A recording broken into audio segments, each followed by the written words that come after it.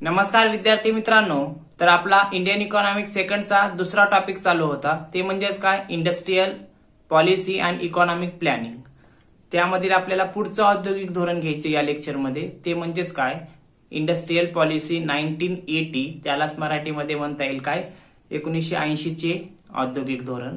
तर त्यामध्ये थोडक्यात माहिती सांगता येऊ शकते बघा काय की 1980च्या दरम्यान काय झालं, ही आय काँग्रेस सरकार किंवा मग इंदिरा गांधीचं जे काही काँग्रेस सरकार सत्तेमध्ये रूढ झालं किंवा मग सत्तेवर आलं आणि या आय सरकारनं काय केलं की बाबा देशातील जे काही उद्योगधंद्यांचा विकास करण्यासाठी औद्योगिक धोरण जाहीर करण्याचं ठरविलं.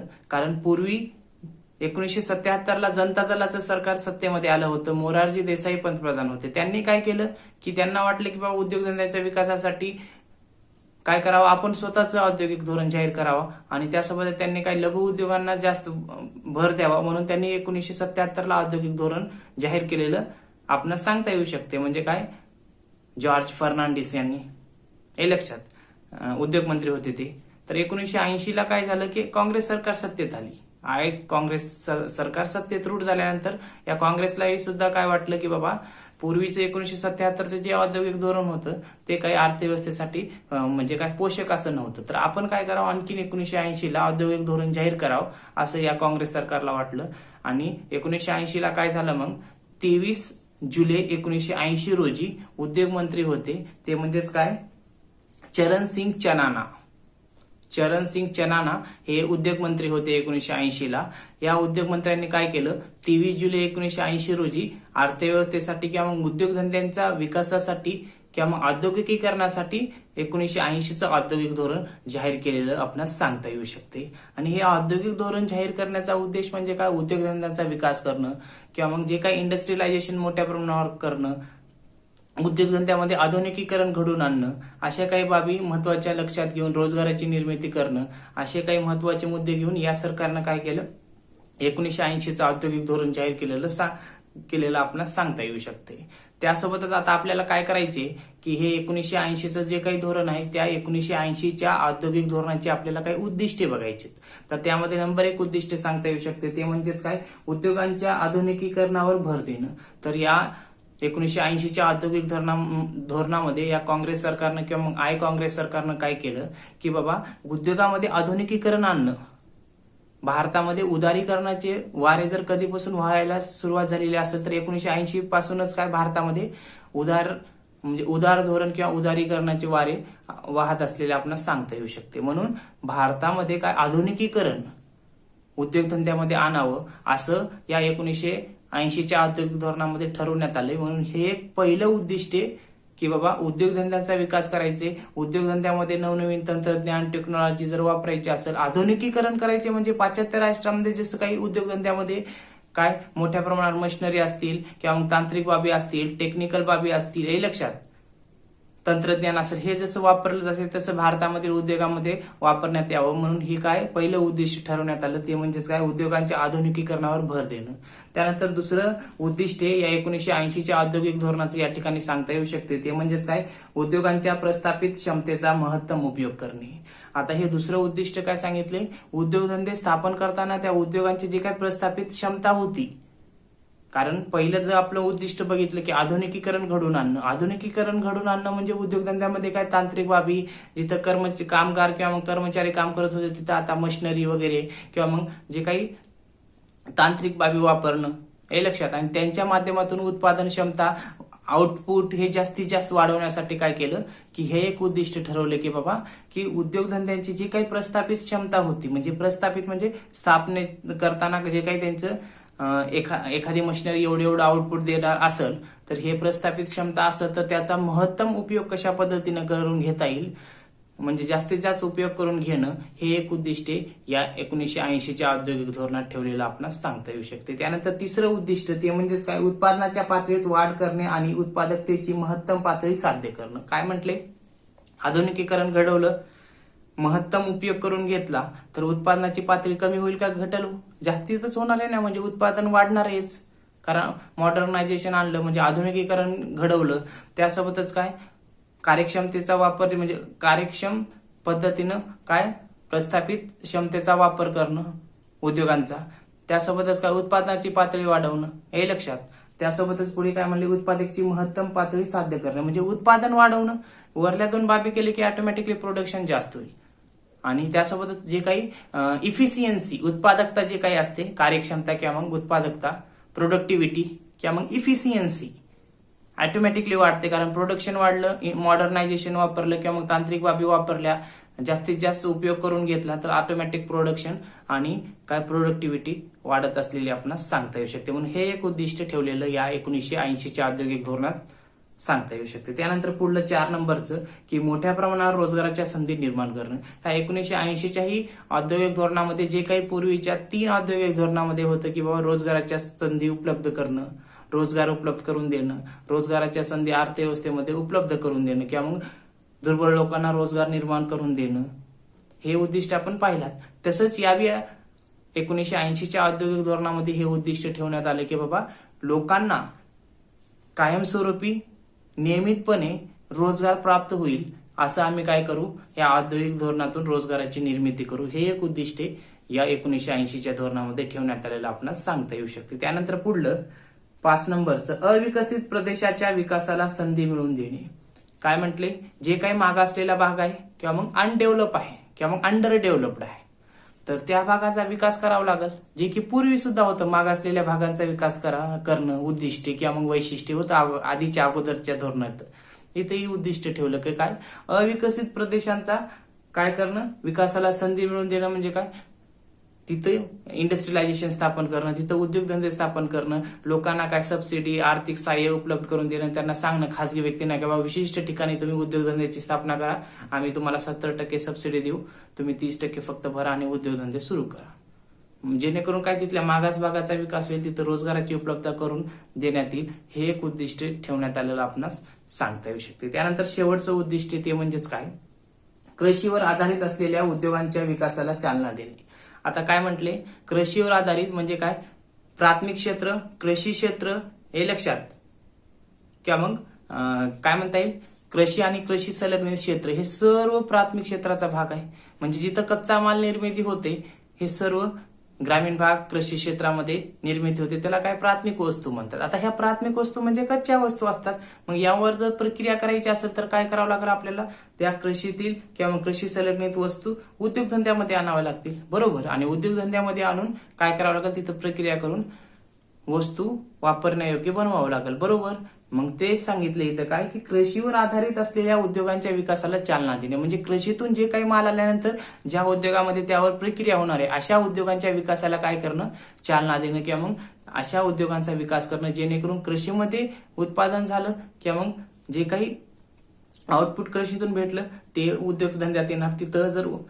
तिथले जर उद्योग विकसित असतील, तिथल्या उद्योगाच्या विकासाला चालना दिली तर तिथं ऑटोमॅटिकली त्या वस्तूवर प्रक्रिया होईल, कच्च्या वस्तूवर किंवा कच्च्या मालावर, आणि तिथून काय फायनल प्रोडक्ट तयार होईल. म्हणून हे एक उद्दिष्ट ठेवलं की बाबा कृषीवर आधारित असलेल्या उद्योगांच्या विकासाला चालना देणे. असे 6 उद्दिष्टे या 1980च्या औद्योगिक धोरणाचे आपणास सांगता येऊ शकतात. त्यानंतर आपल्याला काय करायचं आहे की या 1980च्या औद्योगिक धोरणाची आपल्याला काही वैशिष्ट्ये बघायची आहेत. त्यामध्ये नंबर 1 वैशिष्ट्य या 1980च्या औद्योगिक धोरणाचं सांगता येऊ शकते ते म्हणजेच काय की सरकारी सवलती आणि उद्योगांची कामगिरी यामध्ये सांगड. तर त्यामध्ये सांगता येऊ शकते काय की या 1980च्या औद्योगिक धोरणानुसार सरकार काय करेल, जे काही उद्योगधंदे आहेत त्या उद्योगधंद्यांची कामगिरी सुधारण्यासाठी किंवा कामगिरी चांगल्या पद्धतीनं व्हावी यासाठी सरकार काय करेल, वेगवेगळ्या योजनाद्वारे वेगवेगळ्या सवलती त्या उद्योगधंद्यांना उपलब्ध करून देईल. आणि त्या सवलती दिल्यानंतर ते उद्योगधंदे काय करतील, त्या सवलतीच्या सहाय्यानं, योजनांच्या सहाय्यानं, आर्थिक सहाय्यानं काय करतील की उद्योगधंदे कार्यक्षम पद्धतीने चालवतील. म्हणून काय सांगितले, या 1980च्या औद्योगिक धोरणाचं हे एक वैशिष्ट्य ते म्हणजेच काय, सरकारी सवलती आणि उद्योगांची कामगिरी यामध्ये सांगड. म्हणजेच काय की या धोरणात असं ठरवण्यात आलं की बाबा सरकार काय करेल की बाबा उद्योगधंद्यांना आर्थिक सहाय्य करेल, मदत करेल, आणि ते मदत केल्यानंतर ते उद्योगधंदे काय त्या मदतीच्या सहाय्यानं काय जास्तीत जास्त कार्यक्षम पद्धतीनं आउटपुट म्हणा कार्यक्षमतेनं काम करतील हे सांगितले. आणि त्यामुळं काय होईल की सरकारी जे काही सवलती आहेत आणि उद्योगांचे जे काही कार्यक्षमता आहे हे लक्षात. किंवा मग उद्योगांची जी काही कामगिरी किंवा परफॉर्मन्स आहे यामध्ये काय सांगड घालणं म्हणजे दोघांचा मेळ घालून देणं. मेळ घालून देणं म्हणजे काय, उद्योगधंदे स्थापन झाले, मग त्यांना जर अर्थपुरवठा म्हणा किंवा मग तांत्रिक बाबी म्हणा, टेक्निकल बाबी किंवा मग तंत्रज्ञानाची कमतरता भासत असेल किंवा मग आधारभूत संरचनेची, मग सरकार तिथं काय करणार, त्यांना आधारभूत सुविधा, भांडवल, तंत्रज्ञान, आर्थिक सहाय्य सर्व बाबी उपलब्ध करून देणार, दोघांचं सांगड घालणार आणि उद्योग कार्यक्षमतेने काय करणार, काम करणार. म्हणून हे वैशिष्ट्य पहिल्या धोरणात ठेवण्यात आलं किंवा मग पहिल्या धोरणाचं म्हणजे हे पहिलं वैशिष्ट्य या 1980च्या औद्योगिक धोरणाचं सांगता येऊ शकते. ते म्हणजेच काय, सरकारी सवलती आणि उद्योगांची कामगिरी यामध्ये सांगड. सरकार सवलती देणार, उद्योगधंदे काय करणार, कार्यक्षमता कामगिरी चांगल्या पद्धतीनं देणार, हे या ठिकाणी सांगता येऊ शकते. त्यानंतर दुसरं वैशिष्ट्य या 1980च्या औद्योगिक धोरणाचं ते म्हणजेच काय की सार्वजनिक उपक्रमात सुधारणा. त्यामध्ये सांगता येऊ शकते काय, भारतीय अर्थव्यवस्थेचा जर खऱ्या अर्थानं जर विकास घडून आणावयाचा असेल तर काय, सार्वजनिक क्षेत्राचा विस्तार, सार्वजनिक क्षेत्राचा काय म्हणजे कामगिरी, सार्वजनिक क्षेत्राचा विस्तार, सार्वजनिक क्षेत्राची कामगिरी सुधारणं आवश्यक आहे. जर सार्वजनिक क्षेत्राची कामगिरी सुधारली, सार्वजनिक क्षेत्राचा विस्तार झाला मोठ्या प्रमाणावर, सार्वजनिक क्षेत्राजवळ जे काही नियंत्रण किंवा मग जे काही जबाबदारी सार्वजनिक क्षेत्रावर देण्यात आलेली आहे ती जर कार्यक्षम पद्धतीनं जर केली गेली तर नक्कीच अर्थव्यवस्थेचा विकास होईल. म्हणून काय करण्यात येईल की या औद्योगिक धोरणामध्ये असं तरतूद करण्यात आली की काय करेल, भारत सरकारचं किंवा मग केंद्र सरकारचं जे काही उद्योग विभाग आहे त्या उद्योग विभागाद्वारे जे काही उद्योगधंदे आहेत त्या उद्योगधंद्यांना काय करण्यात येतील, वेगवेगळ्या सवलती म्हणा, वेगवेगळ्या सोयी उपलब्ध करून देण्यासाठी काही तरतुदी करण्यात येतील, असं या 1980च्या औद्योगिक धोरणामध्ये सांगितलेलं आहे. म्हणून हे एक वैशिष्ट्य या 1980च्या औद्योगिक धोरणाचं सांगता येऊ शकते. ते म्हणजेच काय, सार्वजनिक उपक्रमात सुधारणा. त्यानंतर पुढलं 3 नंबरचं या 1980च्या औद्योगिक धोरणाचं वैशिष्ट्य म्हणजे खासगी उपक्रमांना साह्य. तर त्यामध्ये सांगता येऊ शकते काय की या 1980च्या औद्योगिक धोरणाद्वारे काय करण्यात आलं की खासगी जे काही उपक्रम आहेत त्या खासगी उपक्रमाबाबतीत सरकार कोणता दृष्टिकोन स्वीकारेल, म्हणजे सरकार कोणती बाब स्वीकारेल खासगी उद्योगधंद्याबाबतीत, हे या 1980च्या औद्योगिक धोरणानं काय स्पष्ट केलेलं आपण सांगता येऊ शकते. आणि या 1980च्या धोरणात काय सांगितलेलं आहे की सरकार काय करेल की खासगी उद्योग, खासगी व्यक्ती जर संपत्तीचं केंद्रीकरण करत नसतील, त्यासोबतच आपली मक्तेदारी निर्माण करत नसतील, त्यासोबतच काय आर्थिक सत्ता जर काय करत असतील तिथं वापरत नसतील, तर अशा वेळेस या सर्व बाबी जर टाळल्या जात असतील तर सरकार काय करेल, खासगी उपक्रमांना किंवा खासगी उद्योगांना काय करेल, सहाय्य करेल. अशी तरतूद या 1980च्या धोरणात करण्यात आलेली आपणास सांगता येऊ शकते. म्हणून हे एक वैशिष्ट्य या 1980च्या धोरणाचं 3 नंबरचं, ते म्हणजेच काय, खासगी उपक्रमांना सहाय्य. खासगी उपक्रमांना सहाय्य करेल, पण कधी, जर खासगी उपक्रम जर संपत्तीचं केंद्रीकरण करत नसतील, आर्थिक सत्ता निर्माण म्हणजे बळकट करून पिळवणूक करत नसतील तर सरकार सहाय्य करेल. हे एक वैशिष्ट्य या ठिकाणी सांगता येऊ शकते. त्यानंतर पुढलं 4 नंबरचं या 1980च्या औद्योगिक धोरणाचं वैशिष्ट्य या ठिकाणी सांगता येऊ शकते. ते म्हणजेच काय, विकेंद्रित क्षेत्रामधील उद्योगांच्या गुंतवणूक मर्यादेमध्ये वाढ. तर यामध्ये काय सांगता येऊ शकते, 1980च्या औद्योगिक धोरणामध्ये काय अशा तरतुदी करण्यात आल्या की जे काही विकेंद्रित क्षेत्रामधील उद्योग आहेत, विकेंद्रित म्हणजे केंद्रित म्हणजे सेंट्रलायझेशन म्हणजे सरकारच पाहणार, आणि विकेंद्रित म्हणजे डिसेंट्रलायझेशन म्हणजे खासगी व्यक्तीद्वारे किंवा मग अर्थव्यवस्थेमध्ये काही उपक्रम काय खुले केलेले आहेत. तर त्या विकेंद्रित क्षेत्रामधील उद्योगांच्या बाबतीत जी काही मर्यादा होती, कोणते उद्योग कधी सुरू करता येतील, ती मर्यादा काय वाढवण्यात आलेली आपणास सांगता येऊ शकते. बघा मग त्यामध्ये काय की लहान उद्योग जर असतील तर लहान उद्योगांची मर्यादा काय करण्यात आलेली आहे, तर 1 लाखावरून 2 लाख केली. त्यानंतर लघु उद्योगांची गुंतवणूक मर्यादा 10 लाखावरून 20 लाखापर्यंत वाढवण्यात आलेली आहे. म्हणजे काय, लघु उद्योग जे काही होते पूर्वी 10 लाखापर्यंत त्याची मर्यादा होती, आता ती वाढून किती करण्यात आलेली आहे, तर 20 लाखापर्यंत. त्यासोबतच जर पूरक उद्योग असतील तर पूरक उद्योगांची गुंतवणूक मर्यादा काय सांगितलेली आहे, तर 15 लाख होती, तर त्या 15 लाखावरून 25 लाखापर्यंत ती गुंतवणूक मर्यादा वाढवण्यात आलेली आपणास सांगता येऊ शकते. म्हणजेच काय की बाबा, पूर्वी कसं होतं, जर लहान उद्योग असेल तर तुम्हाला जास्तीत जास्त भांडवल 1 लाखच गुंतवता येतंय, पण आता तुम्ही 2 लाखापर्यंत गुंतवू शकता. त्यासोबतच काय लघु उद्योग असतील तर लघु उद्योगामध्ये तुम्हाला जास्तीत जास्त किती 10 लाखच गुंतवता येत होते आणि त्या 10 लाखामध्ये सर्व बाबी करावी लागत होते. आता तुम्हाला जास्तीचं म्हणजे 10 लाखावरून 20 लाखापर्यंत तुम्हाला भांडवल गुंतवता येते. त्यानंतर काय म्हटले, जे काय पूरक उद्योग असतात, मग त्या पूरक उद्योगामध्ये काय 15 लाखापर्यंत तुम्हाला गुंतवणूक करता येत होती, त्यापेक्षा जास्त नाही. पण आता काय करण्यात येईल, ते गुंतवणुकीची मर्यादा 15 लाखावरून 25 लाखापर्यंत करण्यात आलेली आपणास सांगता येऊ शकते.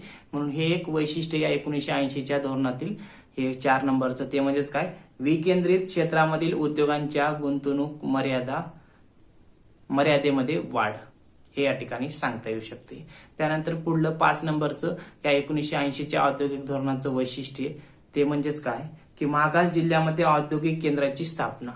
तर यामध्ये सांगता येऊ शकते की या 1980च्या औद्योगिक धोरणामध्ये काय करण्यात आलं, की जे काही मागास भाग आहे, जे काही मागासलेला प्रदेश आहे किंवा मग मागासलेल्या भागामध्ये काय करेल सरकार, की तिथं उद्योगधंद्याची स्थापना करण्यात येईल किंवा मग तिथं काय करण्यात येईल, तिथल्या क्षेत्राचा, तिथल्या भागाचा विकास करण्यासाठी तिथं उद्योगधंदे स्थापन करावे लागतील. मग उद्योगधंदे जर स्थापन करावे लागत असतील तर तिथं काय मोठ्या प्रमाणात काही बाबी उपलब्ध कराव्या लागतात, म्हणजे आधारभूत संरचना असतील किंवा मग इतर ज्या काही बाबी असतील ते, हे लक्षात. म्हणून 1980च्या औद्योगिक धोरणात काय तरतूद करण्यात आली, की बाबा जे काही मागास भाग आहे त्या मागास भागातील जिल्ह्यामध्ये काय करण्यात येईल, की औद्योगिक केंद्राची स्थापना करण्यात येईल आणि त्या औद्योगिक केंद्राची स्थापना करून त्या औद्योगिक केंद्राद्वारे काय करण्यात येईल, की जे काही उद्योगधंदे स्थापन केले जातील त्या उद्योगधंद्यांना ज्या काही बाबी किंवा मग जे काही सहाय्य हे या काय औद्योगिक केंद्राद्वारे जे काही जिल्ह्याच्या ठिकाणी मागास भागातील स्थापन करण्यात आले त्याद्वारे काय करण्यात येईल, वेळोवेळी बाबी उपलब्ध करून देण्यात येतील, जेणेकरून काय तिथल्या मागास भागाचा विकास होईल. म्हणून हे या बाबतीत ही तरतूद या 1980च्या औद्योगिक धोरणात करण्यात आलेली आपणास सांगता येऊ शकते. तर अशा पद्धतीनं या लेक्चरमध्ये हे 5 वैशिष्ट्ये या 1980च्या औद्योगिक धोरणाचे सांगता येऊ शकतात. आणखीन 5 राहिलेत, म्हणजे एकूण 10 वैशिष्ट्ये आहेत. तर या लेक्चरमध्ये आपण 5 कंप्लीट केला. तर पुढल्या लेक्चरमध्ये काय करणार आहात, की या 1980च्या औद्योगिक धोरणाचे राहिलेले 5 वैशिष्ट्ये, त्यासोबतच या 1980च्या औद्योगिक धोरणाचं मूल्यमापन बघणार आहात, हे लक्षात. तर राहिलेलं आपण पुढल्या लेक्चरमध्ये घेऊ. ओके.